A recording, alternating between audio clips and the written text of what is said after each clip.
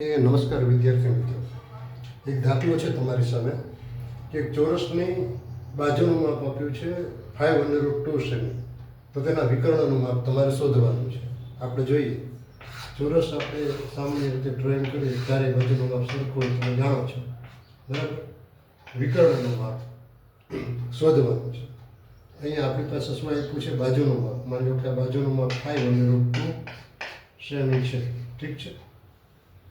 Calculation કરીએ આપણે, જોઈએ કેલ્ક્યુલેશન એની ગણતરી શું ગણી શકાય જોજો. એમ કે છે મિત્રો કે સૂત્ર છે આપણી પાસે કે કોઈ પણ ચોરસના વિકર્ણનું માપ જોતું હોય તો એમ કે છે કે બાજુનું માપ ગુણ્યા √2 માટે સૂત્ર બરાબર છે તો કે વિકર્ણ લંબાઈ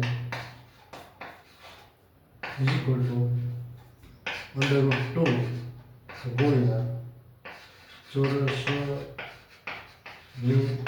બાજુનું માપ. રેડી? ચોરસની બાજુનું માપ is equal to 2 ગુણ્યા L is equal to 2. આપણી પાસે L શું છે? તો 5√2 આવશે અહીંયા √2 આવશે. હવે તમે જો √2 ગુણ્યા √2 કરો એને ગુણ્યા 5 કરો. √2 ગુણ્યા √2 એટલે √2 નો સ્ક્વેર ગુણ્યા 5 સ્ક્વેર વર્ગમૂળ એટલે 2 multiply 5 is equal to 10 semi.